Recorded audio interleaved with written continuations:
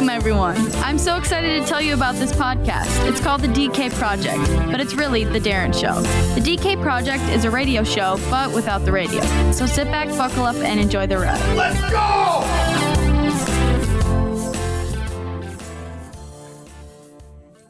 Welcome to the DK Project. Today's episode is brought to you by the Lost Lake Creamery. 24 flavors, hard scooped ice cream. Old-fashioned ice cream parlor located on the north end of Lake Minnetonka off of Cooks Bay through the Lost Lake Channel or the Dakota Bike Trail. You can bike, you can boat, you can drive, you can walk.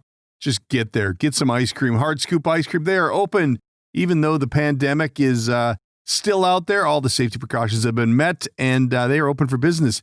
Generally noon to 9 every day. Be sure to check them out. Lost Lake Creamery. You can find them online at lostlakecreamery.com. And just remember, ice cream fixes everything. Lost Lake Creamery. Get some.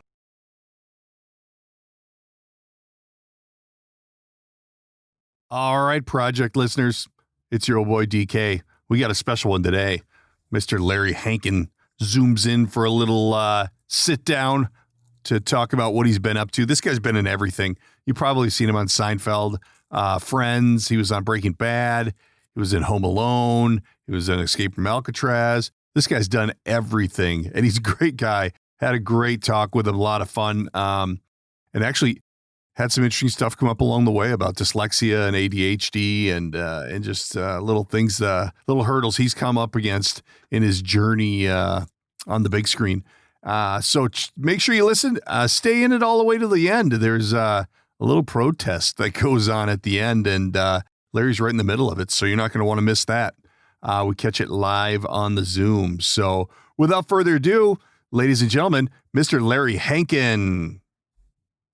I'd like to welcome everybody back to the DK Project. With us today on the line, zooming in, is Mr. Larry Hankin, star of stage and screen. How you doing today, sir?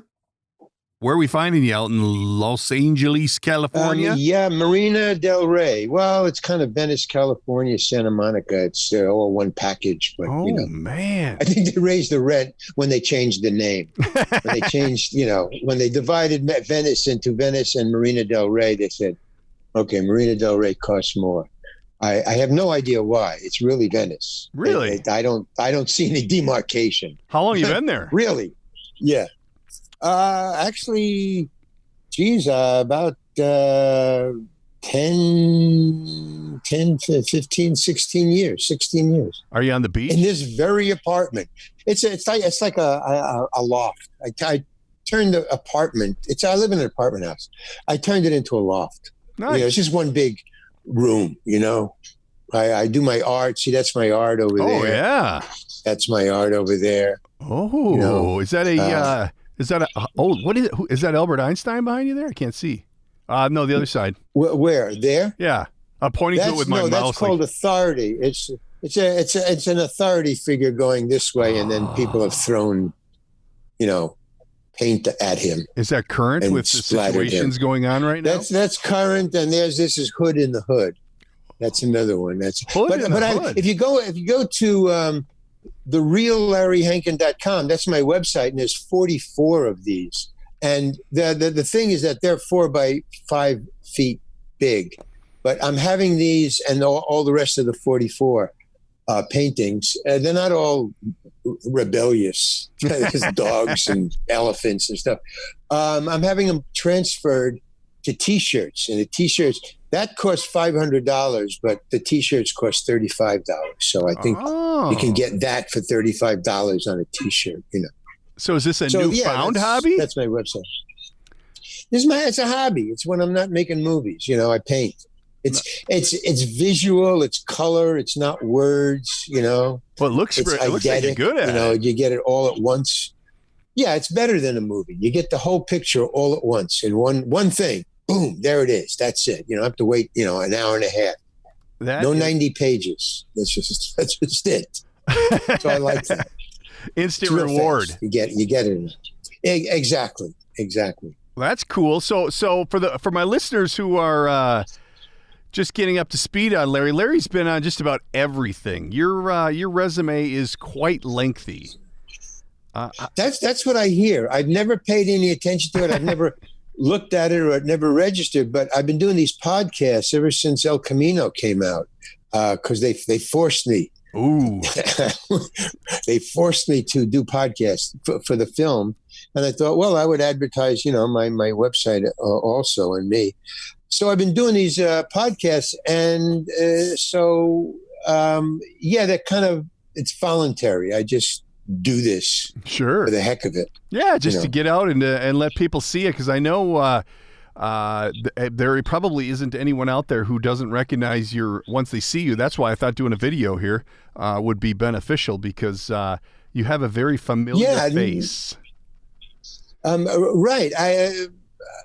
That's true. Nobody knows my name, but everybody knows my face. So that's why I do podcasts and, it's a video, and blah, blah, blah. Well, you had mentioned. So to get recognition. Yeah. Well, why not? It's the latest, greatest thing because nobody listens to terrestrial radio anymore. Yeah. Well, actually, TikTok is the latest, greatest. Do you have TikTok videos out there? By now. Are we dating ourselves with this old technology? I've had people approach me wanting me to go on TikTok. I don't know what I would do. I can't dance on a bed like I hear. Or Justin Bieber, I guess, is on TikTok too. Yeah. So I'm working up, or maybe I can do a lampoon of Justin Bieber. I'm working on it. But this is like Zoom is. I don't need my laptop. I can actually shut it off. But Zoom is now old hat. A lot of friends do Zoom now, because you can't, you're sequestered and everything. But a lot of my friends who are doing Zoom really, to join a Zoom meeting, among friends or your dinner friends, is very traumatic because, low battery. Oh, man, I got to plug. And we're back. I mean, see, this is what happens with Zoom. Yeah. All of a sudden, people say, all right, we're going to be on Zoom at 8 o'clock tonight. Okay, everybody get on Zoom. And then there's a half hour of, well, John isn't on yet, or he can't figure it out, or I can't see you, but I can hear you. But it's like incredible. So I'm with you. And it's happened several times with different groups. So what is the new... Until people can learn it. What is the new preferred technology? Do you have something up your sleeve? Well, no. Well, when Zoom works, it's really great. And when this works, it's really great. But my cell phone, for some... Well, I know the unknown reasons. It just... the battery went out. Oh. It was low battery. Yeah, you got to have power. Shut off. So I plugged it into the electric plug, so that's cool. But now I can't use my earphones because there's only one plug on the new phones. See, I don't understand the logic of inventors. And I'm an industrial designer. I graduated top of my class in industrial design. I was going to design cars for General Motors. But I decided to go into show business. Really? Yeah. Well, one of them pays really well and one of them doesn't. I think you made the right choice. Well, I preferred starving for a year before, I could make I could have. Only a year? Made a lot of money, but I didn't want to. All right. Well, I've got a list here of questions. Where it all started. So you went to Syracuse? That ain't a bad school. Yeah. And you graduated top of your class? Yeah. So what'd your parents say when you said, for what? For just sassing the professors. I don't take guff. In my golden years, I've stopped doing that. But I mean, I would just see. I have ADHD and dyslexia. That's my claim to fame. High five. So one of the things is I just speak my mind. It's just like I have Tourette's of opinions, and I don't curse. But I have Tourette's of opinions. If you say something that I don't agree with, I'll just tell you I don't agree. I mean, it just blurts out. I can't help myself. Are you my dad? No, I don't. So I was doing that to professors, and they got really PO'd and, had me kicked out. And I didn't want to disappoint my parents. I'm one of those pleasers, I didn't want to disappoint my parents. So wheedle my way back in, back into Syracuse twice, and until I finally just it was a truce. The professors didn't report me, and I just kept my mouth shut a little more than usual.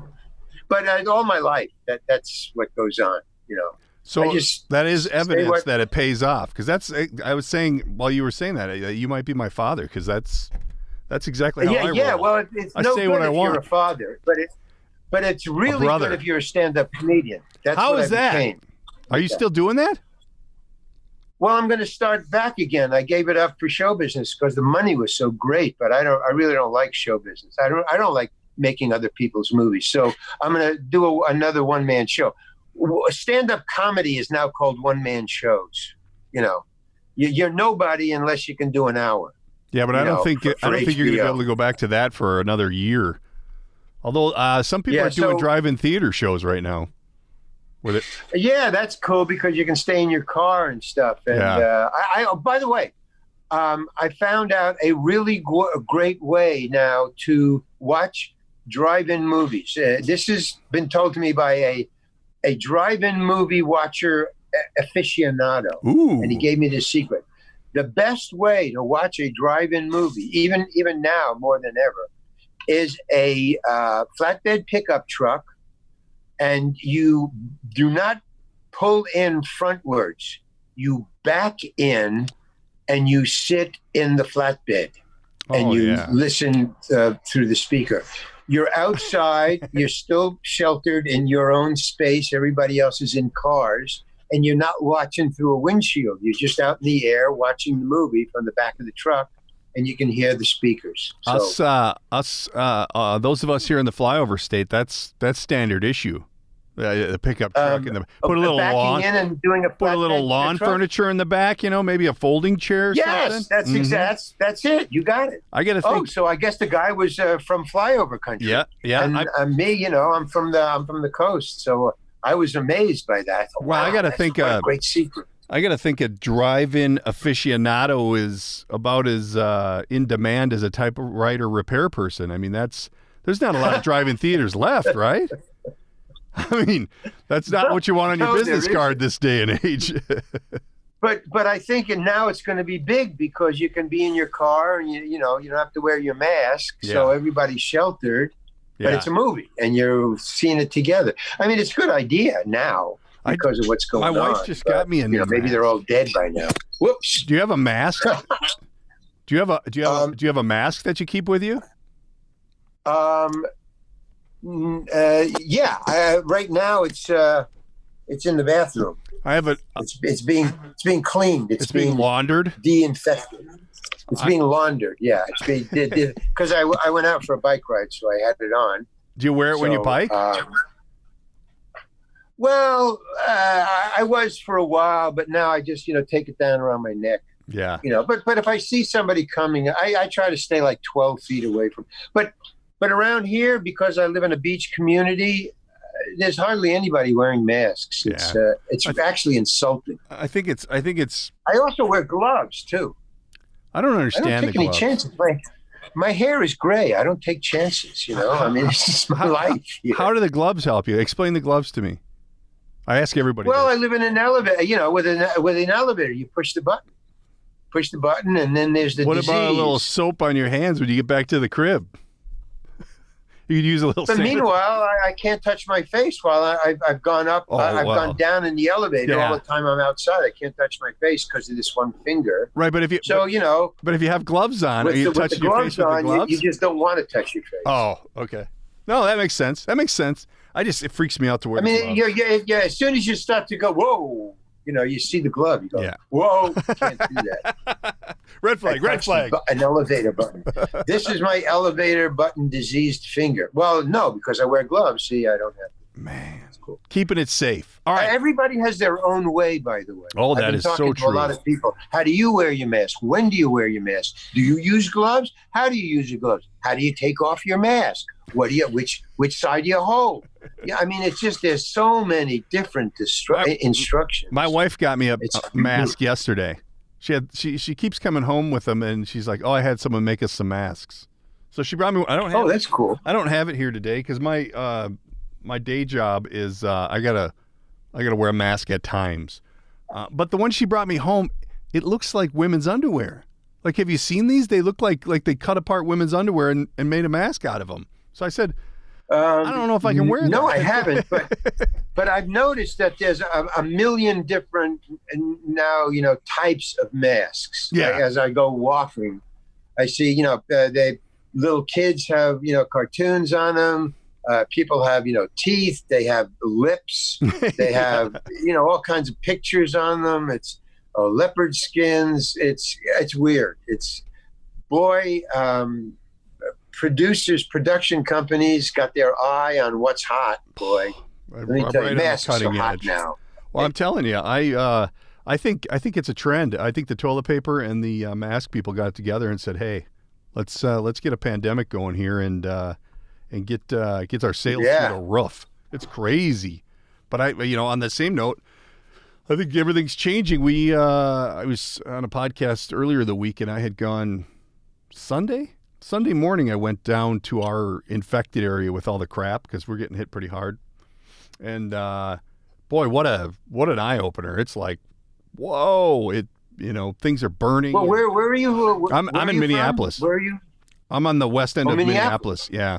Oh, Minneapolis! Yeah. Holy cow, man! It must be weird over there. It's just gross. And I actually was just working on a deal that I'm doing with someone in Chicago to pick up a car, and I was going to go there to pick up the car, and they're like, "We're going home where they're rioting. It's not safe." I'm like, "Well, what about my car?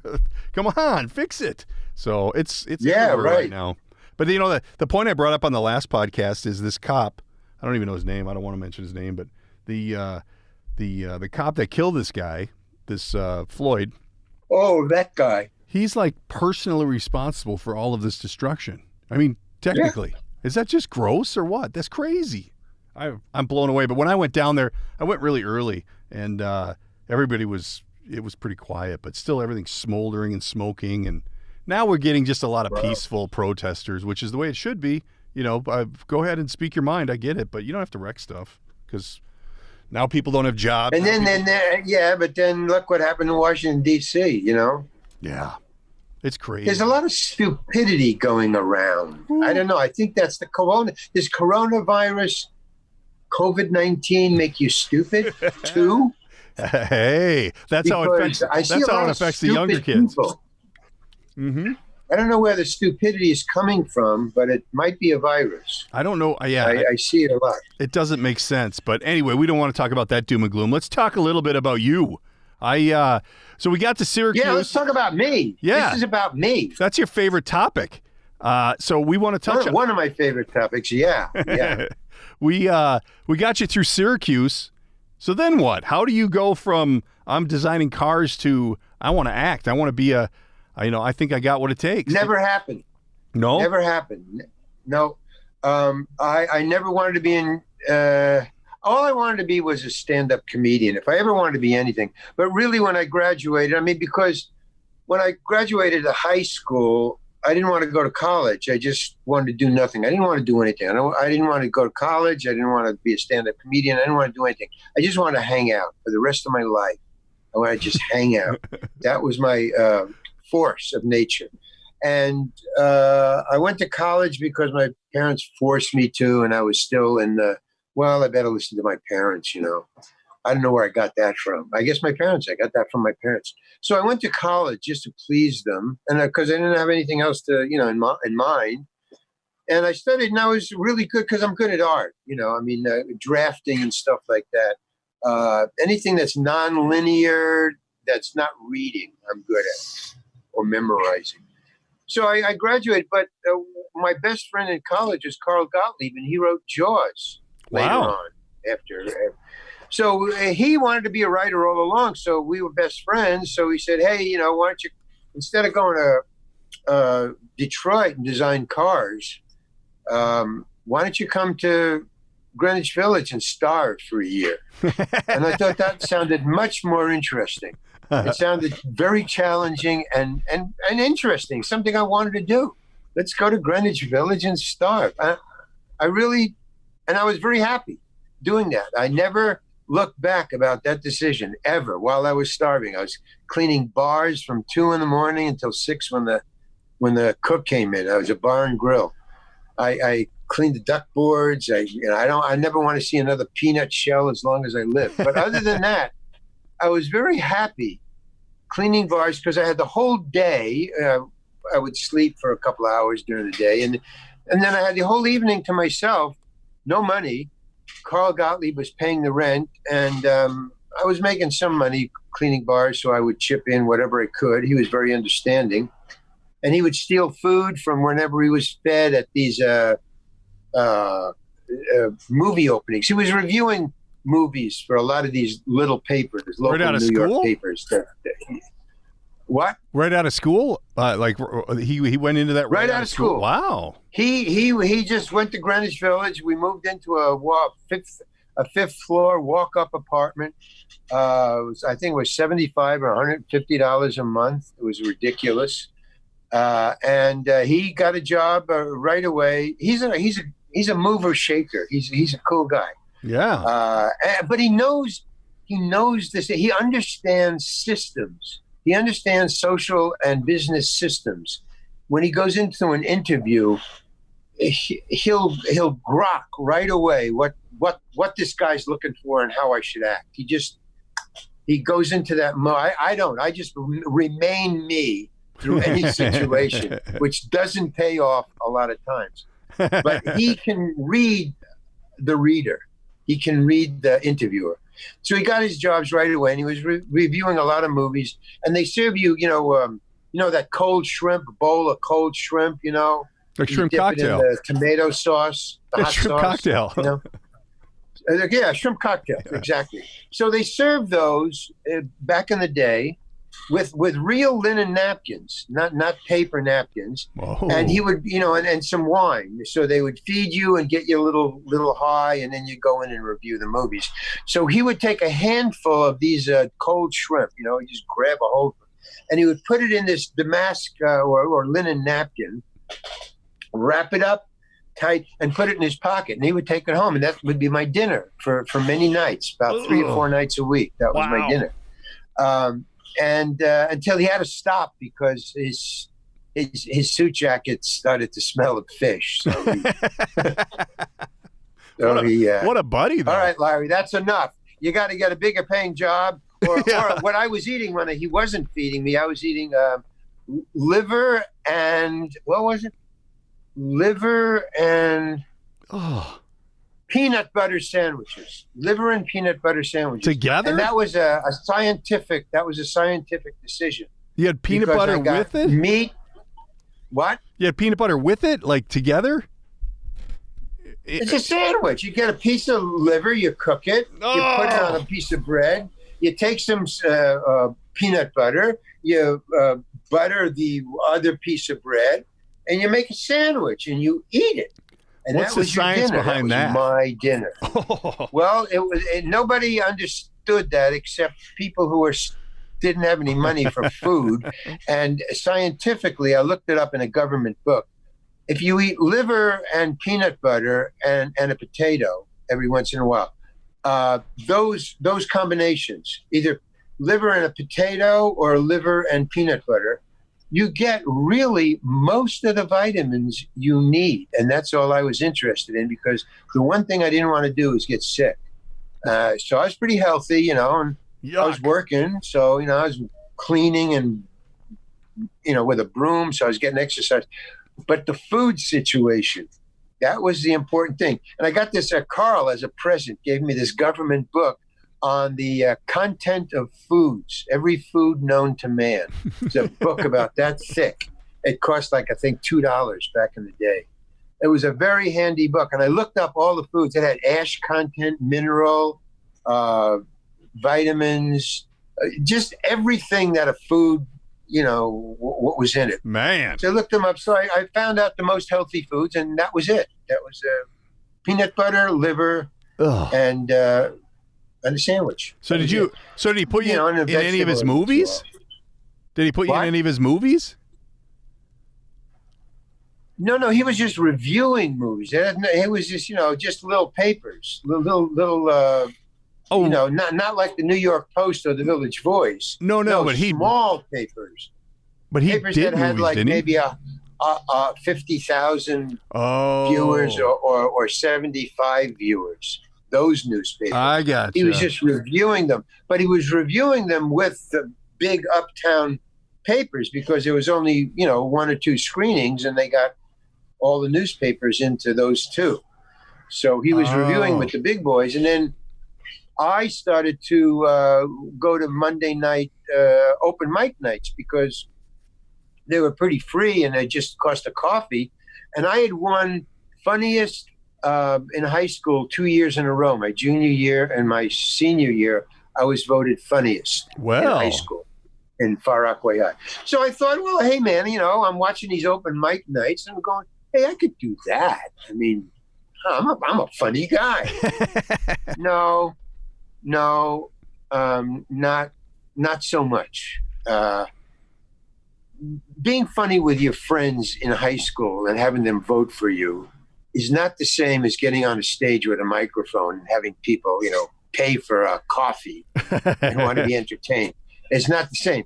Even though they were very patient, the Monday night open mic night audiences are very patient because they know, this is open mic Monday nights. You can't expect these are people trying out stuff, hunks, for 3 to 5 minutes, and then they might have a guest performer who does his hunk for 10 minutes. So how'd you do out of the gate? So I would get up there and I died night after night after night, and no booing. They don't boo. That's the good thing. What they do is they just don't laugh. You're doing your comedy routine of 3 to 5 minutes to silence, and so you get the message. But whenever I came off the stage, because I was never PO'd about it or brought down by it, or I would just come off the stage and say, yeah, I know what I was doing wrong. I can do it better next week, And then there was also a Wednesday night open mic night and a Tuesday night, just Monday, Tuesday, and Wednesday. So I'd go around, and then I'd come back later that night and get up again for a different audience, the same place. But I'm a good learner. Thank goodness for that. So after 6 months, I was opening for Woody Allen. So take that. Whoa. I was opening for, yeah. Right so in the I deep end of the pool. I don't just hang around and, I'm not chopped liver. That's impressive. So, yeah, I was opening for Woody Allen. I got his manager. And then I was opening for, Miles Davis, the Kingston Trio, Ian and Sylvia, the Blues Project. I was opening for the big, I was in the big time. Yeah. I was opening for, so I was doing well. Are you making any money yet? And what? Are you making any money yet? Like, is there any money yet? Yeah, I was making money. I bought a car and an apartment. I wasn't making big money because I was the opening act for these people in nightclubs. There wasn't TV. There wasn't internet. There wasn't any. This is the 60s. This is late 60s. So, the 65. The 65 to 69, I was opening for these acts. But also, not only was I getting, because I am a learner. That's what I do. I absorb, and then I just... boom, it just goes in and out, and I don't censor it. So I was starting to get into Lenny Bruce territory and Richard Pryor territory and George Carlin territory, but there was no TV except for the Ed Sullivan show. Yeah. And so I was being, Lenny Bruce was being taken off the stage by the police, and me too. So that kind of rankled me because I don't like being dragged off the stage by police. And I wasn't even into drugs at the time. Lenny was, into hard drugs by the time he was dragged off the stage for cursing and saying fuck.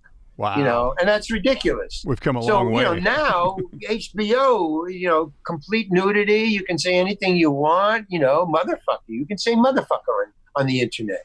Yeah. I don't know if you can say it here. You're going to have just to did. beat me. But, we're in. Okay. So I won't say that anymore. No, I wanted you to know. You can say whatever you want.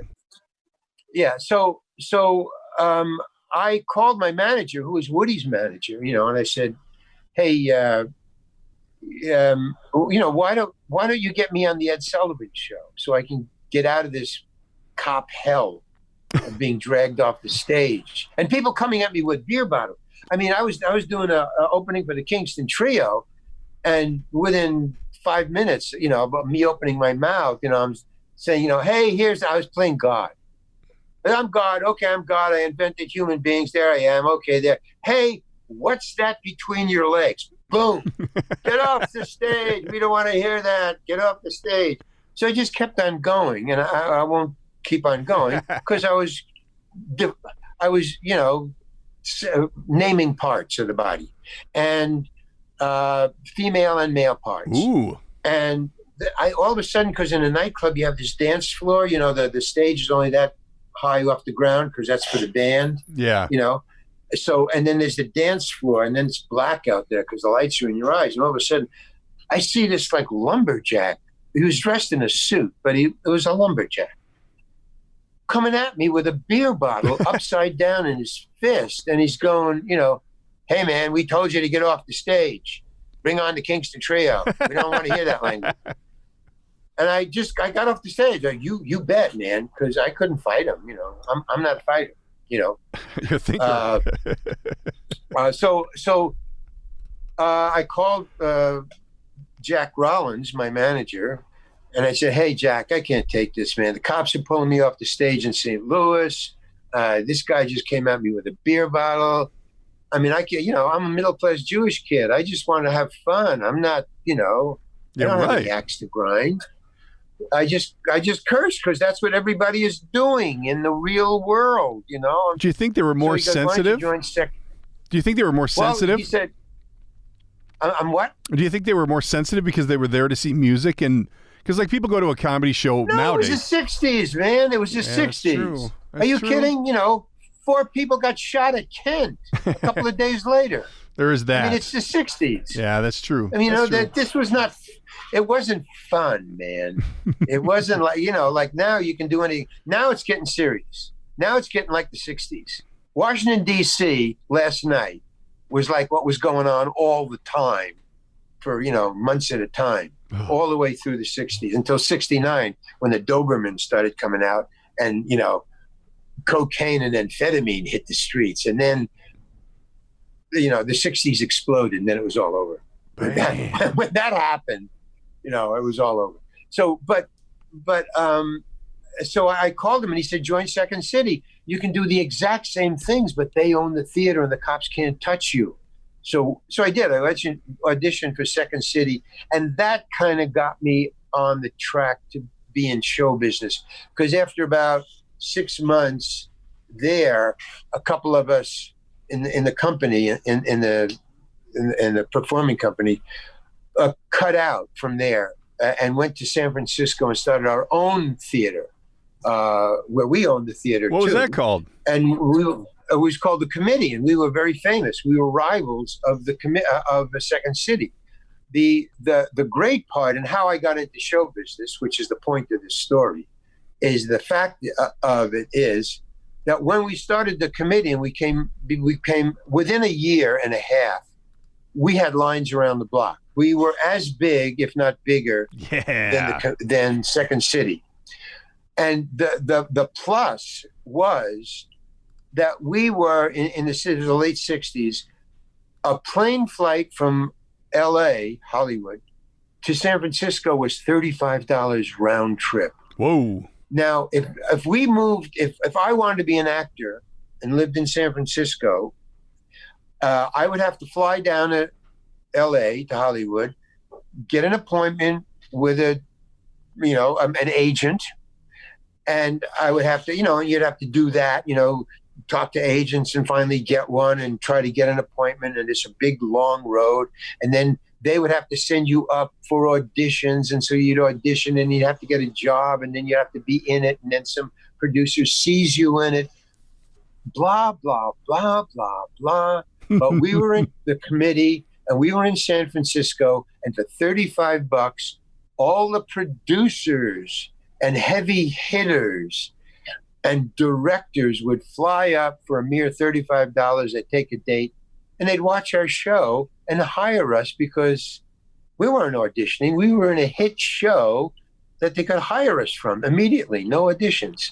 So we were in the catbird seat without knowing it. But just being in San Francisco and being a hit show, we got through all the other stuff that everybody there was standing in line and making phone calls and waiting for months to get an audition. Look at that. And they would just come up and say, hey, that tall guy, that's what Laverne and Shirley. What's her name? Laverne, Penny Marshall. Yeah, Penny Marshall. Came to see a show, saw this tall guy, went back to L.A., called her production company, Laverne and Shirley, and said, hey, there's a guy a tall guy named Larry Hankin. I want to do a dance with him. We got Laverne and Shirley go to the prom. I want to dance with that guy, the tall guy. Get him. Done. So I get this call at home. Hey, Laverne and Shirley, Penny Marshall wants you to come down. You can be in the show. You're hired. If you can get down here. I go, when do you want me? And the great thing about the improv show was you can leave anytime you want because it's all improv. Nothing's written down. Right. When I leave, somebody else takes my part and improvises it different or the same or sort of the same. And the same thing with me when they leave. I just take their part, improvise it different or the same or kind of the same. How many years did you guys do that? How many years were you guys into that? I did it for 10 years. I never wanted to leave. I stayed in it till it ended. I was in there the opening night, and I was there the closing night. And I would just leave every once in a while. I'd just take a break of a month or two to go do my stand-up because you just need to get out in a way, right, from San Francisco. But I could do that whenever I wanted. Plus, all these heavy hitters were coming up from L.A. and seeing me and going, "Hey, well, when you get back from wherever you're going, we want you in the show." So all those TV sitcoms that I did during the 60s and 70s was a direct result of being in the committee. Being in the committee in Wow. LA, in San Francisco. So I think the committee closed in somewhere in the 70s. So we ran from 62 until somewhere in the 70s, and all that time, I was flying down for a day or two or a week. Sometimes TV sitcoms take a week to rehearse, 4 days, and then shoot. So I would take off a week and go down there for, I don't know, the 62, say 65 to 75, for 10 years. Wow. I was in the committee and flying down. So all those things that are on IMDb, podcasters told me about that. I never realized that. I never checked. I was just looking for my next job because I knew this was only for a week. And then when the committee closed, I moved down to LA just to be an actor because I had to, because there was nothing else up there. But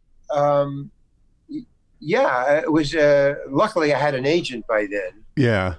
Flying back and forth. I had an agent. Well, but you're doing you did Laverne and Shirley then, right? And then what? And then what? They just started piling up, knocking on the door? Yeah, I had a manager, an agent. I had an agent, and they were pretty good. And they were they were kind of the kings of my agent at the time. Were kind of kings of sitcoms. In other words, they had roster. There was two agents in one unit, in one team agency. You had a team. So all their actors supplied all the co-stars and second bananas in all of the sitcoms of the 70s and 80s. Wow. And then they retired. So they were sending me up for everything. And I was, working back and forth through the 60s and early 70s by living in San Francisco. And then when the committee closed, I moved down to LA and they kept it up. And I was just doing these sitcoms. And then they retired. And so they closed shop. So I had to get another agent, which I did. But they wanted me to become a serious actor. which I later learned they were right on. They saw something in me that I didn't realize, that I could be a serious actor. So I kind of didn't like being with them. They kept on sending me up for serious roles, and I kept on saying, "No, I want to be, I want to be funny. I'm a funny guy. I'm a funny character actor." For sure. But what they didn't tell me was, Larry, this is what they should have said, but they never did. Said, Larry, the big money is in dramatic series, not sitcoms. Sitcoms are a half hour. Dramatic series are an hour. That would have got your attention. They never said that. So I was just happy, just having girlfriends and, having my days free and, doing a sitcom every once in a while because I was saving money. So I never worried about the rent until all of a sudden that started to dry up. And, then I started doing serious roles, but by then I was just doing my own movies and I didn't care. Yeah. I was starting to fall back on my attitude when I left college. I don't want to, the big money, I was never driven by money. Money doesn't mean anything to me. Money, if you are looking for money, you are the prisoner of ads and product. Yeah. And keeping up with the Joneses. Yeah. And I don't give You can swear. It's okay. what the Joneses have or are doing. I could care less about the Joneses. Well, so I just kind of dropped out, made my own movies with money, all the money I'd saved up. yeah. And when that ran out, I just, got whatever. I started to starve again. Or look to friends who, say, hey, any jobs around? I wasn't too excited about it or too traumatized by it, because I thought, well, hey, I got to this age through all kinds of weirdness. Oh, you can always go back to survivor. You can always go back to the liver and peanut butter. I mean, that's always an option. Yeah, I always keep thinking that. Oh, no good.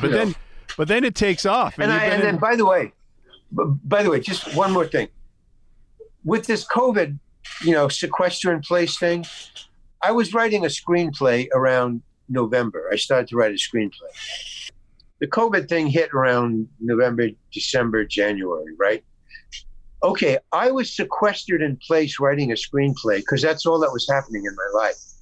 I had no jobs. I'd been retired for years, out of show business, planning on going back at some point. But right now, I was locked in my house 8 hours a day writing the screenplay, which is not an easy thing to do. If anybody out there thinks it's easy writing a screenplay, it's one of the hardest things to do in the world. And I'm talking about digging ditches and everything else. Because with a book, if you're writing a book, you're writing for yourself and you are trying to sell it to somebody who is on your trip, who gets what you're writing about. Right. Oh, you may have to do tweaks to it or maybe cut it short or make it longer. But that's when you're writing a screenplay, you're writing for an industry.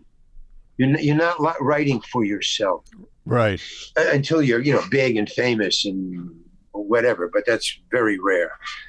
So when you're writing for an industry, there's topics and slots and genres and low budget, medium budget, 10-pole.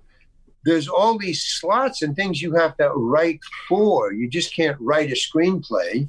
You have to write a thriller or a comedy or a female-driven or a low budget. Just as so you have to be very careful what you're writing and so did you finish it? You have to do research. What? Did you finish it? Is it done? Oh, I finished it. Yeah, finally. So that's why I'm talking to you. Is that a movie then?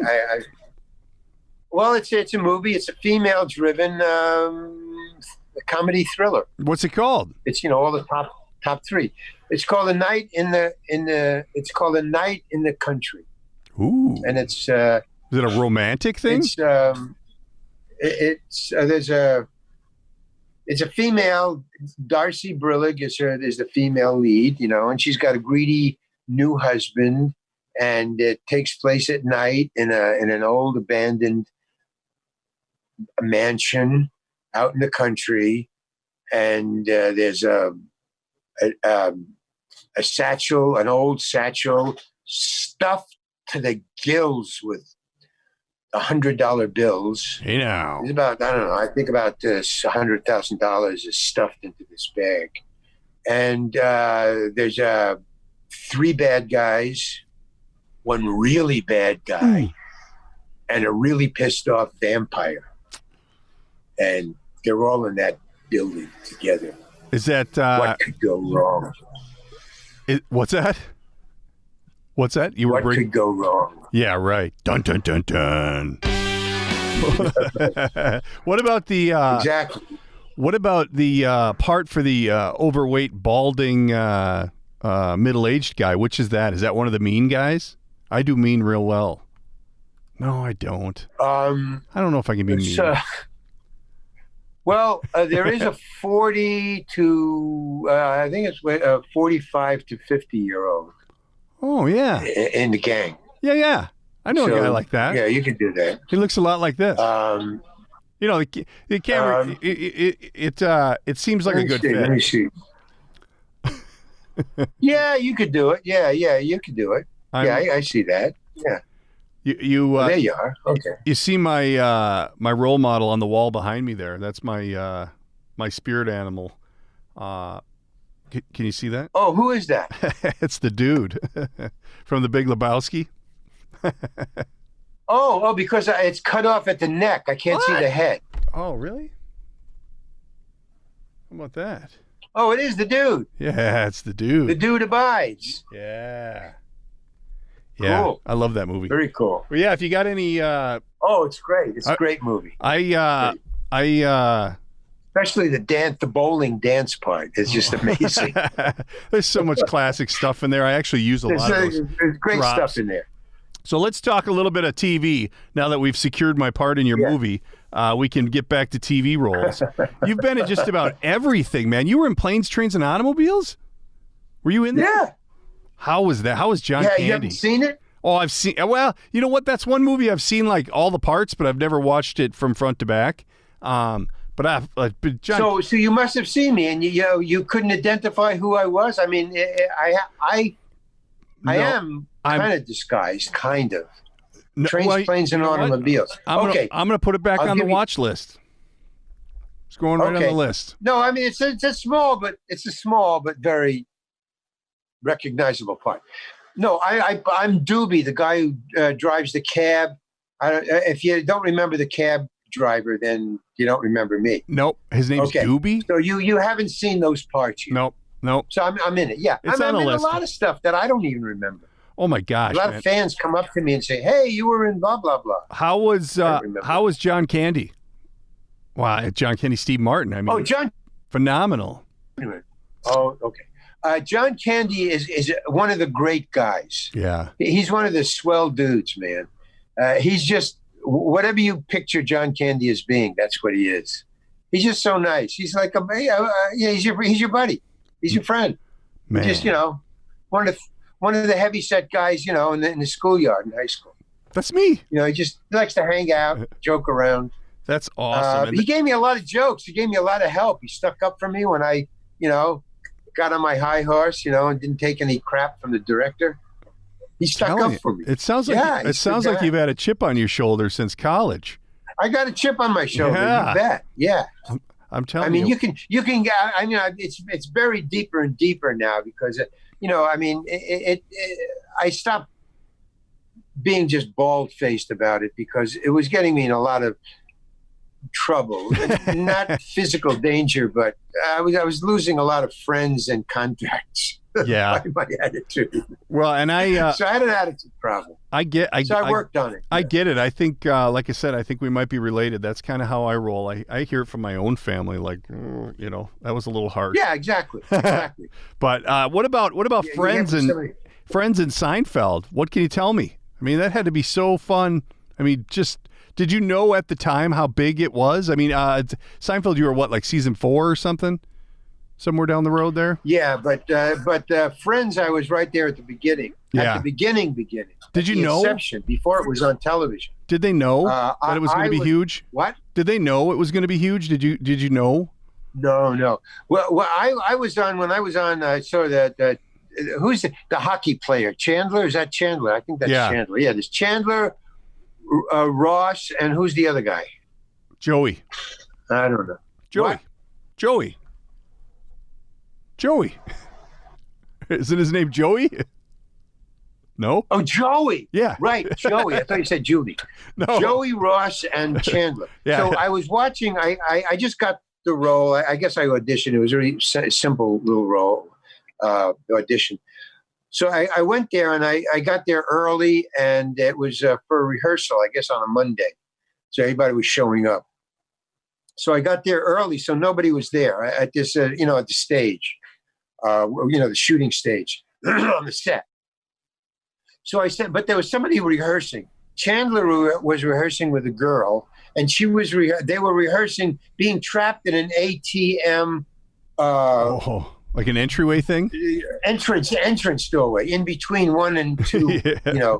outside. What? Like in the entryway? Yeah, the entryway, and then you get locked in there, and then you go into the thing. So they're trapped in either inside or something like that. It was one of the episodes, but it hadn't gone on the air yet. So Chandler was just another actor like me. I mean, but he was one of the 5 leads or how many leads they had, but it hadn't gone on the air yet. So he was just another actor. He didn't know whether it was going. Nobody knew. So I stood up. I sat up in the bleachers. It was an empty bleacher, just watching them rehearse, trying to get a sense of what the style of the acting of this new sitcom was going to be. And the only thing I noticed was I said, this guy Chandler, who it turned out to be Chandler.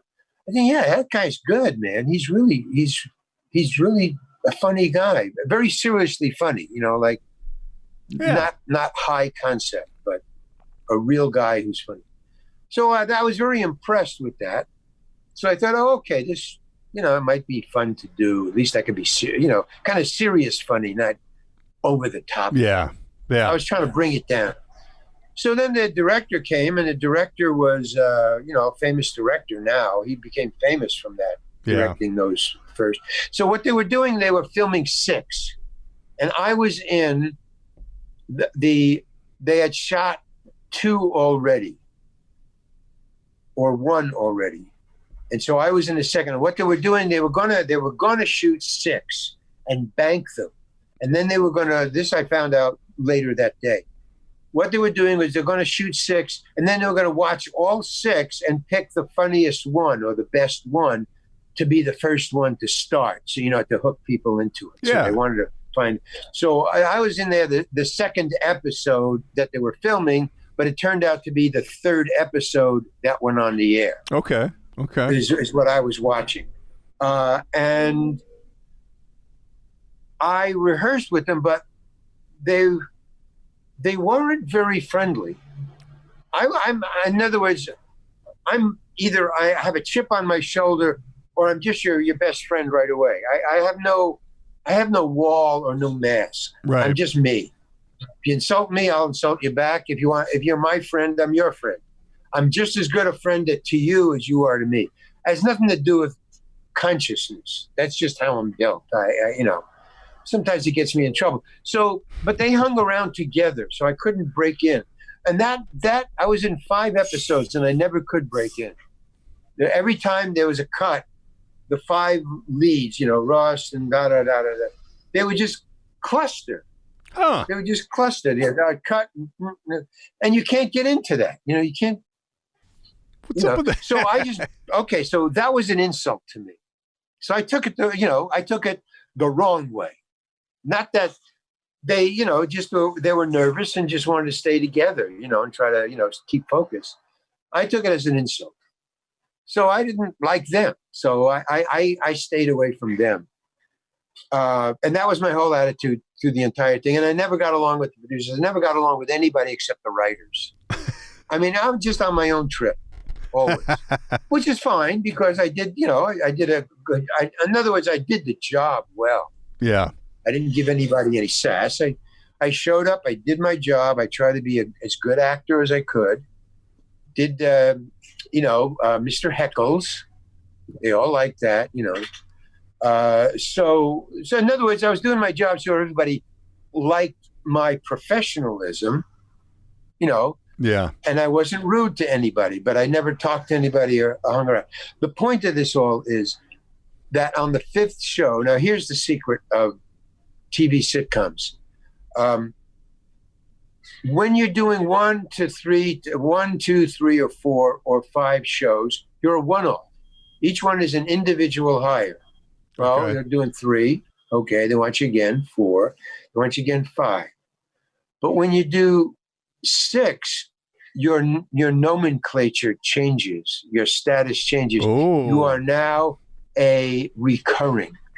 Which means You're not a one-off. means your check changes. There's more money. You can put a down payment on a house if you're a recurring, because not only are you doing a 6th show, but you are automatically signed up for a number more. They don't have to tell you which ones. They don't have to know which ones, but you're going to do 2 or 3 more minimum. Sometimes you just do the rest of the shows, or you do 10, but you're going to be able to put a down payment on a house if you're doing 5 and you're signed for the 6. So I did 5. Yeah. And when I did 5, my agent called me and he said, "Hey, I got good news and bad news." Okay, what's the good news? Good news is you got your 5th Friends show.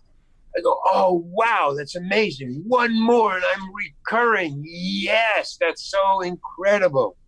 Great. What's the bad? Well, what could be the bad news? You have a heart attack and you die in the 5th show." Exactly. So now, here's what happened in my head during that conversation. And I carried it until the 5th show started. When he said, "Here's the good news, you got your 5th show," immediately in my brain, knowing the information that I just gave you, but I had my information for months before then. I'm doing a 5th show.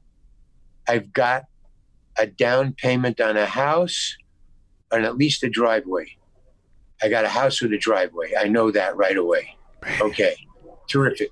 What could be the bad? What could be the bad news? You die in the 5th show. And immediately, Friends took my house with a driveway away from me. That in those 7 seconds it took You had for me it. to get explained what the bad news was. Not that I never had a house with a driveway. No. And this is why I get into arguments. My conclusion was Friends took a house with a driveway away from me. And I carried that attitude with me for the entire week until I showed up for the first rehearsal for the 5th show. And I marched in there with about a chip on my shoulder about that high. And I was angry as hell. And I don't know how I maintained that anger for a week. And when I walked in, what I didn't know was not only was it the 5th show, but it was the first show of the new season. And therefore, that's a celebration time. It's not just you show up to rehearsal, but now they invite everybody. It's a party. It's like an opening night party, but it's in the afternoon. And it's on a set, and it's on a soundstage. It's on the set, Friends. But they had cocktail tables, those little where you stand up and It's a little round table and you stand and 3 or 4 people schmooze. Yeah. Well, that's what was happening all over the place. There was these cocktails. And they had a big groaning board of, salmon and cheese, cream cheese and bagels and hot and links, sausage links, and, the whole thing. And everybody had champagne. And I marched in. I was a little late, so the place was crowded. I think there was about over 100 people in there, maybe 75, 100 people, all standing around. There's a rehearsal. So, and there were suits there. and producers there. And I walk in, and all I wanted to do was talk to the producers of Friends. There was 3 of them. Yeah. I don't remember their names. I don't want to. But there were 2 men and a woman. And I saw them, and they were all at the same table alone together at this little cocktail table. And I marched straight up to them. I didn't say hello to anybody. I said, "Hi, Larry."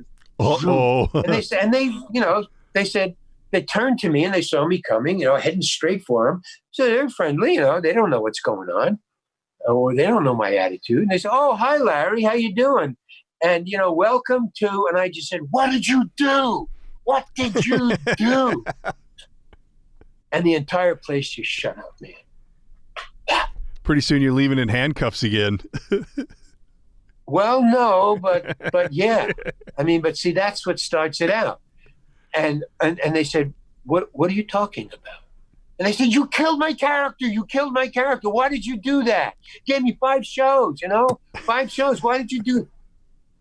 And then the woman just leaned forward very politely. She said, "I think we should discuss this at a later time." Okay. And I suddenly realized it was such a shock that I was ready to argue with them, that she had just taken it down to a nice whisper. "Let's talk about this at another time." The shock just blew away my anger totally. And I realized what I had just done. And I look around and everybody's just staring at me. And I go, "Okay." And I suddenly realized I came to my senses, and I just about-faced, and I just looked for where the food was, the groaning table. Yeah. And as I started walking to the table, I just wanted to hide, walk to the table. Everybody at the table split. They just cleared a path. Like I was a cop car and you were, Yeah. "Oh, Jesus, here comes Larry. Oh, my God, Larry's coming. Look out. Get out of the way." Yeah. Just parting of the seas. And I just stood there. And I said, "Well, I'll have a cup of coffee. I'll have I'll have a sausage link." And all of a sudden this 16-year-old kid comes up to me. I guess he was an extra for one of I don't know, or maybe he was a son of some of the producers. Oh, he's the only guy that came right up to me, and he was standing there looking at me, and I go, "Oh, hi." And he says, "Dude, that was so cool." Yeah, you get your entertainment where you can. You get your laurels where you can. Thank you very much. Cool. But and now I had a week's worth, 4 days of rehearsal and a show on the 5th day to go through after that. Nobody for 4 days would come near me, man. Whenever I went to You're that to get guy. a cup of coffee or, That's horrible. people just split away. So they probably weren't going to call you back. Well, I don't know. I don't know what I did. I don't know what they did. It's very confusing. I just know that attitude stuck with me for more than a week. And I just unloaded on these 3 people who, were saying, "Hi, Larry, how are you?" Woof. Everybody has a different friend's memory. It sounds like yours is extra special, though. Well, yeah. So that when people say, "Oh, it must have been really fun," well, it's a long story, but man, not so much. So then, obviously you're Dead Man Walking on Friends. So then what? Then where do you go from there? Well, that was kind of a wake up call, shall we say? It really affected me. I mean, seriously. Oh, I would imagine. About my attitude. I would imagine. From then, that was the turning point. That's where I started to say, "Okay, Larry, enough with the ADHD and the dyslexia. You've got to start, dealing with it, or coping with it, or getting mechanisms." So I started to study it, ADHD, and there are things you can do to not explode at people like that. So that's what I've been doing, and it works. It's but you got to be just aware. Basically, it's like Tourette's. ADHD is like Tourette's. You're preaching to the choir, but it's not cursing. It's topics. Certain things will will set you off. Yeah. So you know what it's like? What do you do? What do you do? PTSD. It's like PTSD. Something triggers you? Well, what you have to do is you have to monitor yourself. And there's also certain exercises that you can do. What it is, it's your brain is wired in a different way. Dyslexia, we're not smarter than anybody else. We're not stupider than anybody else. We just absorb and what do you call it? Coalesce information, put it together in a different way than other people. Basically, it's eidetic. It's eidetic learning. It's based on eidetic learning. I do. That's how animals learn. I do. My whole family's had dyslexia, and my oldest son is going to be 20 next week, and he's got it. But he went through the Orton Gillingham process, where they teach you how to adapt and learn. How to what? What are you starting your car there? I got a motorcycle. My window's open. It's too far away. Okay. What is it called? It's called Orton Gillingham. It's a way of teaching your brain to process so that you can. Dyslexic people have an easier time reading and connecting, because what you're saying is because I have it too, and I know exactly what you're talking about. When you look at things, they don't connect in your head the way that normal people do, or other people, I should say. And this Orton Gillingham training helps you to connect the dots. And it was really fun or not fun, but it was interesting to watch him go through that process, because I myself, being a card carrying member of the group. I understand both sides, where you can I don't know if you can read your way out of it, but if you read a ton, it really helps, because it's muscle memory. But yeah, it's a big deal. It's not easy. Well, you know what's going on? Yeah, it is a big deal, because it's kept me from a lot of things, like large parts. Yeah. Comedy or serious, because it's very, very difficult for me to memorize lines, because it's too linear. Sure, small pieces I can do, but one time Vince Gilligan gave me on Breaking Bad, he had one of the writers write me a long speech because he liked my acting. Yeah. So I had a monologue, a page-long monologue. I just couldn't do it. What I did was I improvised it, and I got through it. So it was really cool. But yeah, see, when I knew I had dyslexia, when I was very young, I was born with it. There was no such thing as dyslexia. No. When I was young, and then nobody ever heard of it. No. And so this, but did you ever take the course your son took? No. I actually, my side hustle is commercial voiceover work. So it's basically, the same thing you're talking about, where I have to read and act, and you get these long commercials or e-learning or whatever, and it's very difficult. It's the same thing you're talking about. But no, I never did, and a few of my coaches in the voiceover world have said, you should consider doing that. But because I'm going to consider doing that. But where do you? I never even heard of it. I'll send you that again. I'll send you some links. To great, your phone. Man, yeah. I've been practicing. Have you ever heard of Cameo? Yeah. Mm-hmm. Okay, well, I'm on Cameo. Where you wish happy birthdays. Yeah. If they, Okay, well, I do a lot of them. Do you really? Friends. Oh yeah, I suppose. A ton. Mainly friends. I mean, 99.9% of the cameos I do. Yeah, that sounds about the right age group for that. Young women and older women who have Friends fans from the first time around. Yeah. But so I have to remember their names and their pets' names and their boyfriends' names or their girlfriends' names. So I have to remember in a spiel that I already have memorized from doing so many. Yeah. But then I have to, finesse it so it fits personal people. I don't just, by rote. Right. I fix it.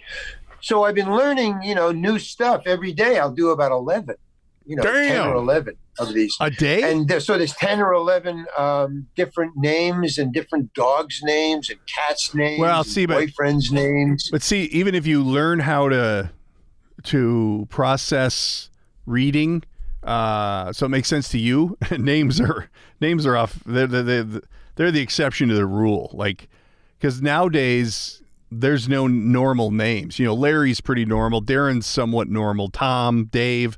You don't get that anymore. Like, I do the announcing for our local sports teams in the for the high school, for the varsity level, and the names nowadays. Who are we kidding? Well,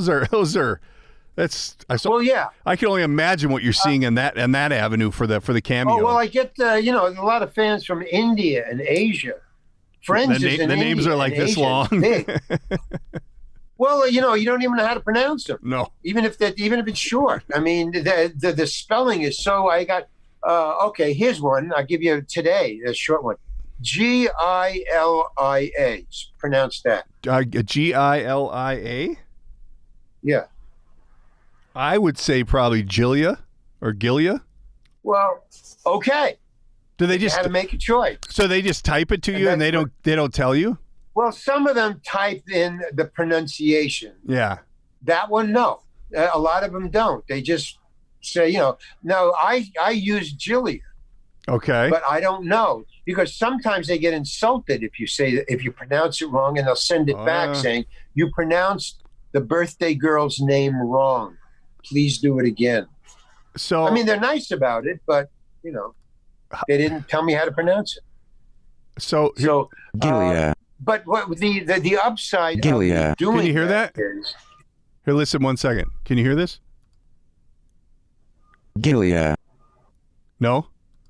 So right, if you don't need to write it down, but by having to, and it's my choice to memorize the dogs and the cats' names and the girlfriend's names and the boyfriend's names and the mom's names and the brother's names for each one per day. So that's 11 times 3 or 4 different names, 30. It's like 30 or 40 things I have to introduce in various spots. It's helping my dyslexia. Remember things. And also I'm learning. I've been learning for 2 years. I've been learning the guitar and the fingering, muscle memory. No, that's helping my memory. It's like really an exercise for dyslexia. By forcing myself to learn how to play the guitar and the fingering, I'm finding that it's helping me, just my dyslexia. Did you get that text? A website, how to pronounce. Yeah, there's a website. Just type in any of your Google searches, just put pronounce and whatever the name is, and it'll give you Oh, really? Yeah. Yeah, I was trying cool. to play it for you, but my audio's not back feeding into it. But yeah, I use that a lot for like when I do commercials for companies I've never heard of or whatever. If you just type in pronounce and then whatever, it pops it right up. It's cool, and I would imagine it's a a higher percentage that it's going to be right than if if you guess, because I don't know, like that one I would have not done right. It says Gilia on the how to pronounce site. So, but yeah, check that out. Oh, really? Mm-hmm. Well, I might have pronounced it wrong. See, I may get a Gilia. I did it this morning. Gilia. They send it back. They go, hey, you pronounced mine. But I'll see. Sometimes they accept it because there's 2 names you have to remember. One is the birthday girl's name. Yeah. Say it's Karen. And then it's the person who sent it. And then that was Gilia. So I say, hey, Karen, I was just talking to Gilia. And she says you're having a birthday. So I said Gilia. Well, now, if it was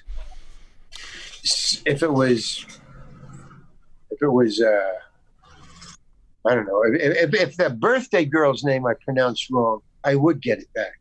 Yeah. But if it's the person sending its name I got wrong, they don't care. No. I can't believe you do that many of those. That's crazy. Yeah, but I like doing it, and also I'm using it as practice for another thing I want to do which I'm working on now, which is my own. Well, I can't talk about it. All right, hush. Yeah, but I'm glad that I'm doing these cameo things because it's helping me practice for some other thing I want to do. Well, plus it's kind of a neat little thing that people are going to you to throw that out there. That's pretty cool. Oh yeah. I mean, it's really it's an extra income that I never counted on. Yeah. Just amazing. That's awesome. Because I spend most of my money making little films. Yeah. So any kind of income that's extra goes right into the film.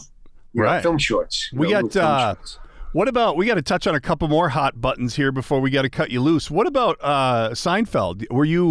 How much Seinfeld did you do? I remember you but I did two. I did two, but we shot them all at the same time. Okay. I think it was 2 days in a row or one entire day.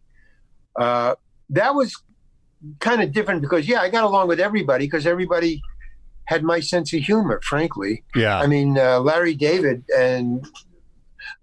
has my sense of humor. Jerry Seinfeld is a little more white bread than I am. And he doesn't talk much. He's very shy. Really? Actually. So I can deal with that. As somebody who's shy, because I'm actually shy too. Yeah. You wouldn't know it, but yeah. But so I never bothered him or had anything. Sometimes I would walk to the commissary with him, after rehearsal. And conversation was very hard to come by. We would just kind of walk together. Yeah. But the great thing about doing Seinfeld was being directed by Larry David. That was the highlight of one of the highlights of my acting career. Do you stay in touch with him? What? Do you stay in touch with him, Larry David, or any of those guys? Oh no. Wait, well, once you leave, I don't stay in touch with anybody. I hardly stay in touch. I'm hardly staying in touch with you right now. I mean, did you? Full disclosure. I'm really talking to me. I'm not talking to you. I'm talking to me. Did you get in Larry's face? No. Ask him why he cut your character. What happened was, Larry, the way different shows work different ways, and you just have to show up and dig what's going on. So I generally show up early to check out the vibes, to see how it's feel working. The room, and I just fall in with what's going on. I don't, So when I showed up with Larry David, what he does is he stands on the side. There's a director. Tom's his name, and Tom is a director. And what he is, he's the traffic director. He says where the cameras should go, who you should, get a close up of Larry, get a close up of Chandler. He's doing that. Move the camera over here. Larry David just stands on the side next to the director, just watching the show, the play that's going on, and then he'll stop and say, "I just stop for a second. This is rehearsal." I say, "Just stop for a second. Okay, let me talk to Chandler." And so he'll call Chandler aside. And I always thought that was kind of cool. Calls Chandler aside, and he talks to him privately, like, "Hey, blah, blah, blah." And generally what he would do is he would give him a joke or something like that, or he'd tell him how to make it funny. Yeah. Because Larry David is really cool. I mean, he's a funny guy. Yeah. Larry David is a funny guy. But he's got a lot of anger in him. Ooh. A lot of attitude. He's like me, but on the stage. Okay, so he calls people over and he goes, and I was getting like a little attitude about, hey, why isn't he talking to me? I got a big part here. Why isn't he giving me some jokes? And I was really, getting bothered by it. I was holding it in, not my place. But then finally he comes over and he says, "Tom, I want to talk to Larry. Just cut for a second." He says, "Larry, I want to talk to you." Oh, I go, "Oh, great. Now the great director is going to talk to me. He's going to give me a joke or something." He comes up to me, he pulls me aside, he goes, and he leans in and he goes, "I know what you're trying to do."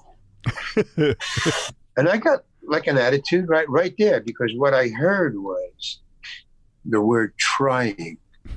Like I was thinking, what does he mean trying? I was doing it. I'm a good actor. What are you trying? I don't try to do anything. I just do it or not. No try, do. Yoda. Okay? So, I'm insulted, so I was ready to argue with him, like I was ready to argue with the three producers. And I go, "Oh, really? What am I trying to do?" And in my brain, I'm saying, "What am I trying to do, wise ass?" I didn't say that. I just said, "Oh, really? What am I trying to do?" And he says, "You're trying to do nothing." And I was just blown away because that's exactly what I was trying to do. My guy in my head that I was imitating was Buster Keaton. I figured that the guy, Tom Pepper was the character's name. The guy imitating Kramer, Tom Pepper. The way it was written, I thought this guy is a passive aggressive. So I'm just either going to not do anything and then, or I don't want to hear another, dried fruit from you or whatever. But until then, I was like Buster Keaton. And so that's what I was doing the whole time. If you watch the show again, there's no need to. But if you watch the show again, you'll see that I have a blank face. So when Larry David came up to me, the great genius, Larry David came up to me and said, I know what you're trying to do. I was saying, you don't know anything about what I'm trying to do. He goes, you're trying to do nothing. And I was so blown away. I just went, oh, right, you're right. That's what I'm trying to do. I said that to him. I go, I was really amazed that he knew what I was doing. Wow. And he goes, well, you're doing something. And he walked away. And I thought, that's the greatest piece of direction I ever got. That's great. That's amazing. That's why he's Larry David. Wow. So, but in other words, the whole point of a direct, this is Al Pacino. What Al Pacino told me. Well, he told a lot of us. But he said, I look to the director as my safety net. The way I act is I take chances. I take a lot of chances. And I want the director to be there to either know what I'm doing or help me get there. And when I'm falling, he should catch me and say, okay, no, try this. All I want a director to do is help me get where I want to go. Because when you hired me, that's when you should have gotten rid of me or not.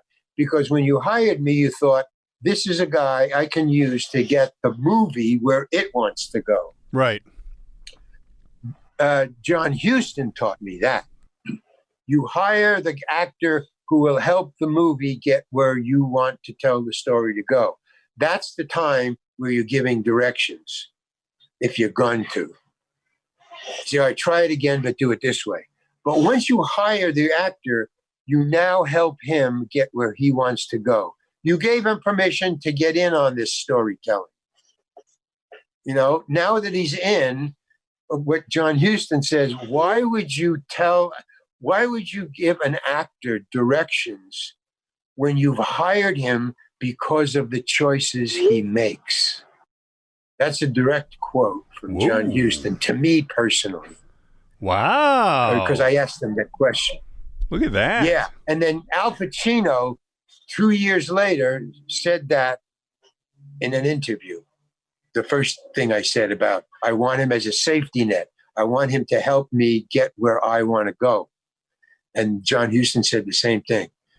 Wow. That great minds think alike. Why would you give an actor direction when you chose him because of the choices he makes?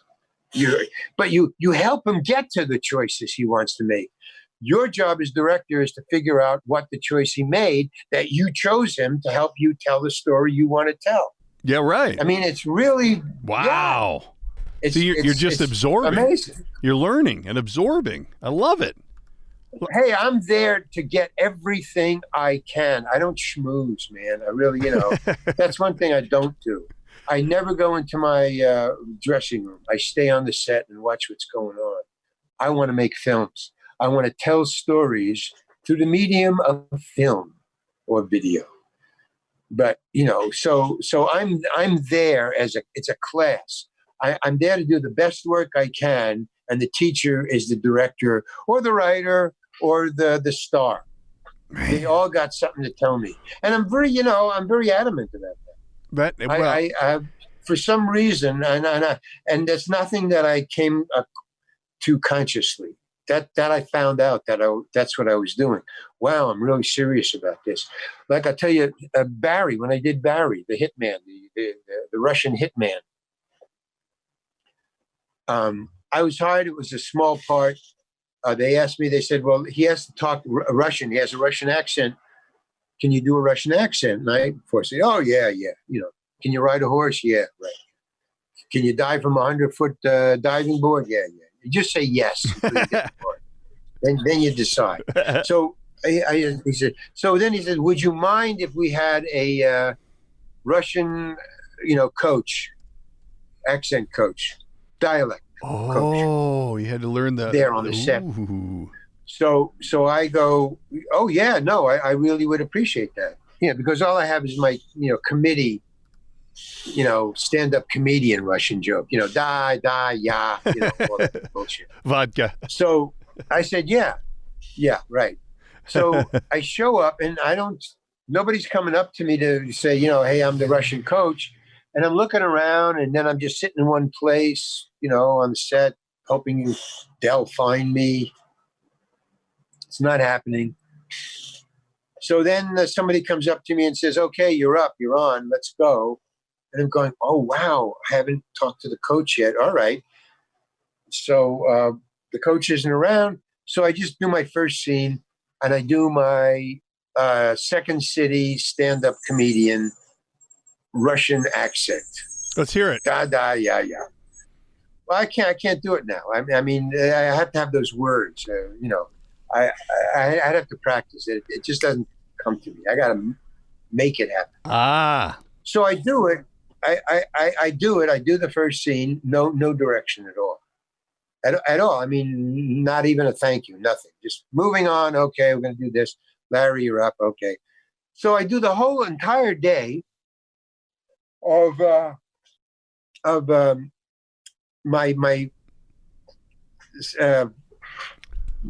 committee accent, my stand-up committee accent. And I'm waiting for at least a coach to come approach me and say, hey, doing it wrong, or you're doing it right or something. Nobody's telling me anything. And I'm shooting the whole day. And Bill Hader, who's the director and a great director, he is going to be a great director someday. Really? Really. He is one of the ones. Yeah. And I study that guy. Isn't that the kid from Saturday Night Live? And he's a dramatic actor. I follow him. He's cool. Huh. Anyway, he doesn't give me any direction. And at the end of the day, he says, thank you very much. Larry's dismissed. Thank you, Larry. They always do that. If you're a small actor, a big actor, star, Larry's finished. Yeah, you're good. So I go, can I? And I pulled him aside and I said, can I ask you a question? He goes, yeah, sure. I go, look, I was working the whole day, I really worked very hard on that part. I even got a backstory. I've never had a backstory on anything I've ever done, but I took this so serious that I got a backstory. You never gave me one piece of direction. You never told me yes. You never told me no. Don't do this. Nothing. I mean, so it's very traumatic for an actor not to get any help from the director. Why didn't you say anything to me? And he goes, well, to tell you the truth, Larry, we didn't write the part the way you did it. We wrote it another way. When you started doing the part the way you did it, I had no idea what you were doing, but it was incredibly great and perfect. So since I didn't know what the hell you were doing, I'm not going to give you any direction. I just left you alone and stayed out of your way. So thank you. Yeah. So I said, well, what about the Russian accent? And he was fine. I said, is there a Russian director coach here? And he said, yeah. And he points to this woman. And I said, well, thank you very much. And he says, okay, goodbye. And I went to her and I said, hey, where the hell were you? She says, well, I was watching. I said, well, why didn't you give me any direction? She says, it was fine. So go figure. You got to get, so you got to get out of your own head.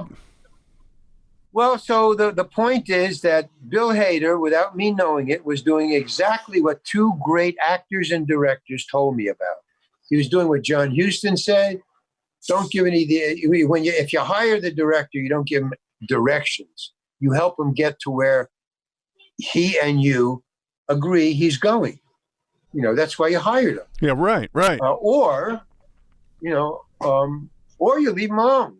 Or you help them. But so, and the whole point of me using it as a learning experience is maybe when Al Pacino said what he said, and I remembered it, but then when John Hughes said what he said, and maybe it's a couple of years later or vice versa, and then maybe what Larry David or Bill Hader was saying, But your brain, especially dyslexics, I believe, start to take that information. They say, hey, wait a minute. These are all, before I understood, my brain understood, wait a minute. These are all saying something that is together. And if you put all those things in together, then yes, I learned how to direct. Wow. By those, but I didn't learn how to direct from each individual one of those people saying those things. But I started to, my brain, the dyslexia, I believe it's the dyslexia. It put it together in a way that I go, holy cow, that's how to direct. I just, in other words, it's like four directors into one. Well, you're learning from some so, of the best that's out why there. I take, especially because I'm always outclassed on any set that I go to. There's always an actor that's always better than me. There's always a director who knows more than I do. You work with some There's big names, though. That has been on way more movies than me. You've worked with some huge names, though. I mean, the list is long. We got. Yeah, so I got something to learn. I got stuff to learn. Yes, I've been with incredibly big people. Yeah. And what I said, okay, this here is one entire body filled with information that I could sure use on my next movie. So I am all attention. I mean, it seems silly now that I'm talking about it to you because I don't go into it consciously. I don't think about it. Right. But when I go home, I realize what I remember. When somebody says, hey, I hear you were working with Bryan Cranston last night. You were working on Breaking Bad. What was that like? And then I suddenly realized by telling this person, oh, well, it was blah, blah, blah. I realized, man, did I pick up a lot from Bryan Cranston or from the director. How much Breaking Bad were you on? How many episodes of that were you on? Two episodes and the feature. Okay. The Breaking Bad movie.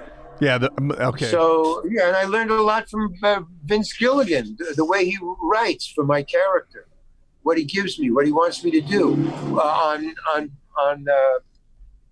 El Camino, the Breaking Bad movie, he was the directing. On the other two episodes, I wasn't directed by him. Was I? Was I directed on the first one by Vince Gilligan? What was that? The Winnebago. I don't think so. I was directed by him by the movie, and I learned a lot from him just by talking to him on the movie. What he gave me to say, what he wanted me to do, how he set up the shot. He actually, Vince Gilligan gave me his production notes. Really? Yeah, that was an amazing thing. Yeah. The amazing thing about that was that when I was going through his production notes, every single inch of that frame, every camera angle for that scene was amazing. It was like Einstein was going to direct the movie. He had measurements. He had, the V drawings, Wow. Angle, Dialed in. Those things. He had all those things drawn. He had lines, length, Really? how long, breaking it down. Oh yeah, he had positions of actors where they should go. It was like a schematic of like 3 chess moves, schematicized. If that's a word. It is now. It was like 3 chess moves: your move, his move, your move, my move, for 3 things. Where one would go, where the other. Wow. It was amazing. It was page after page after page, and then pictures. Was that for you? That was for your episode, or was that for your episodes, or was that for the movie?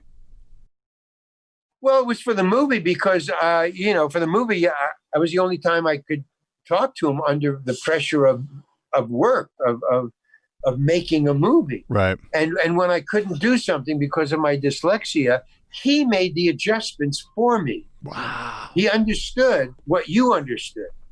There was one scene where I would walk around the car and walk and talk. It's a walk and talk. But generally it's walk and talking down the street. It's the camera follows you, yeah, follows you this way, So, but this was just a walk and talk around the car.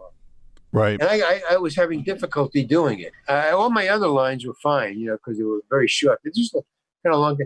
So what he did was he was just amazing how insightful he is about actors. He just went, okay, we're going to take a 10-minute break. Larry, you want to just rehearse that if you want? We're taking a 10-minute break. We're going to work on the camera. Can I talk to the cinematographers in the booth? And to that too. So he just walked away. He was talking to the cinematographers about how to shoot the rest of the scene. And he left me alone. And I just walked around for 10 minutes, just rehearsing. And the other actors who were in the scene with me stood there and watched me, which I thought was very interesting because they were learning from me. Wow. That what you do with your time when it's down and you're having difficulties. Well, when it's down, you fucking rehearse. Excuse me. No, you fine. rehearse when the set is available. Because of my dyslexia, on any set, as soon as people walk away or even give me a little room, I don't care if they're fixing something over there. I'm rehearsing. Man. I don't care about them. I'm caring about my part.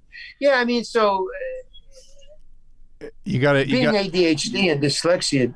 You got to find a way. It doesn't hurt, but it doesn't help. For sure. Being an actor.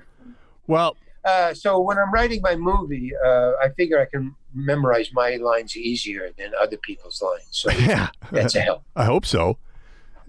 So Larry, we're gonna have to circle back with you, man. Your resume is too long to fit into one episode.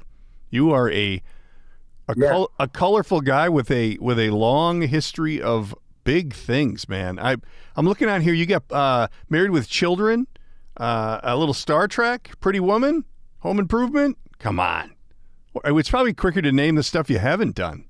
I'm telling you. Yeah, you lived, but pretty much for the 70s. I gotta say that the agents that I had for the 70s, 80s, and 90s, the beginning of the 90s, made all that happen. The 60s, 70s, and 80s, they had their eye on the hit shows, and they got me the hit shows. So pretty much, I didn't know it at the time.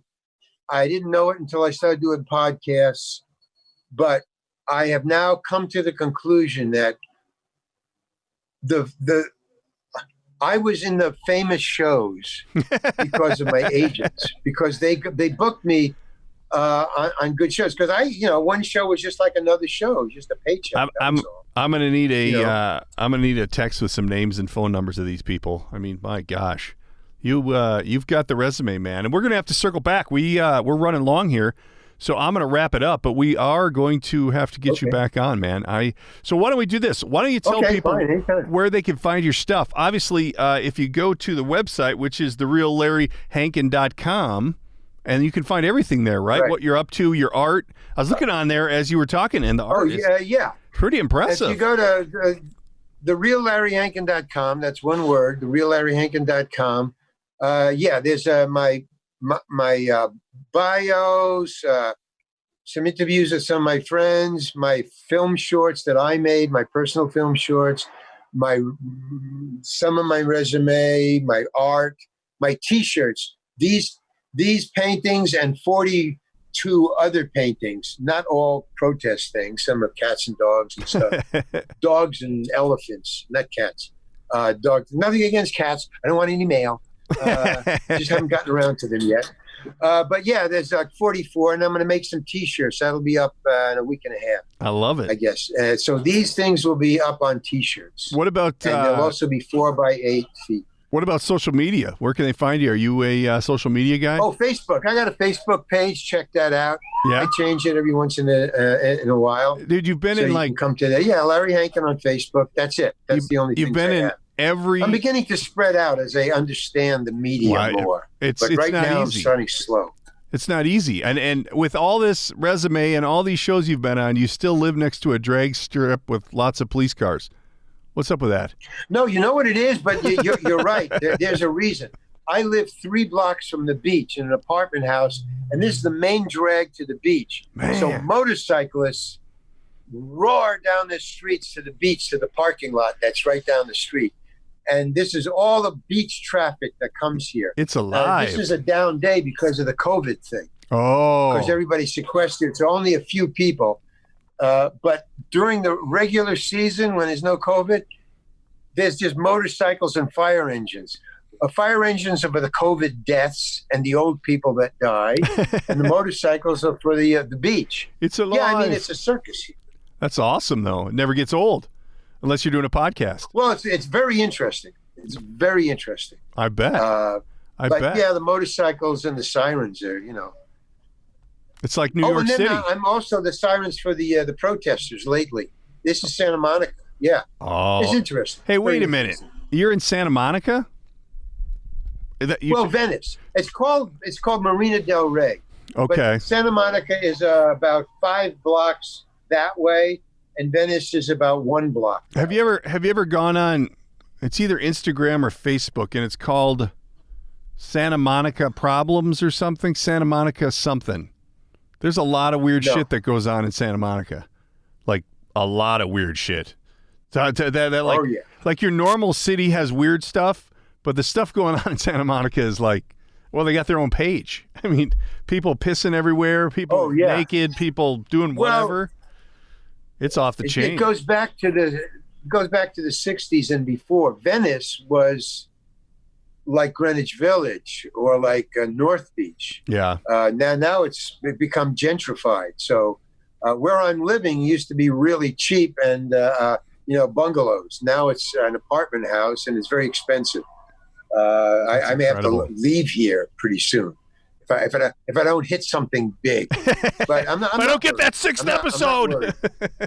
You need that 6th episode. I got to get my 6th. I'm working on my 6th episode. Basically.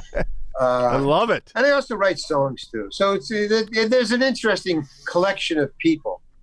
But it used to be Venice. Now it's called Marina del Rey because of the prices. Because they spelled Venice as Marina del Rey. That's what they did. Well, Larry, we are going to have to wrap this up, but we are going to circle back sometime soon. Anytime. Give me a call. I love it. We covered a lot of ground, but we got a lot more to go. So, and I think the garbage truck just went by. I could shut my windows. No, why bother now? It's an atmosphere. But I have to get off the. No, you're fine.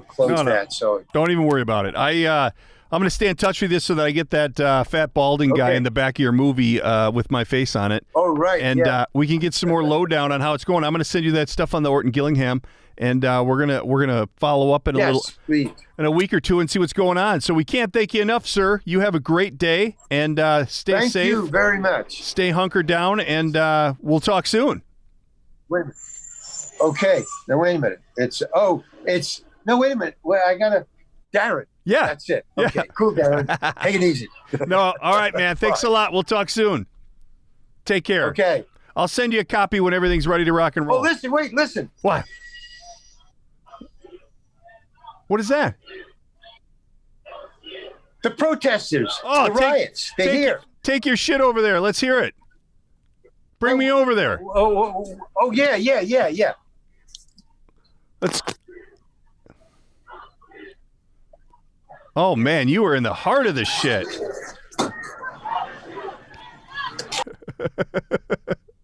Oh, we lost camera.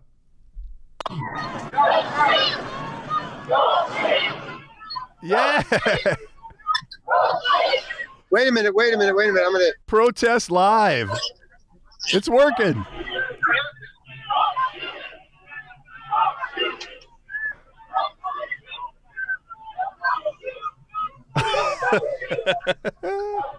Okay. Yeah. Awesome, man. This is amazing. I'm gonna. Okay, I gotta get off the phone now. Okay. Thanks, Larry. Take it easy, man. Oh, that's awesome.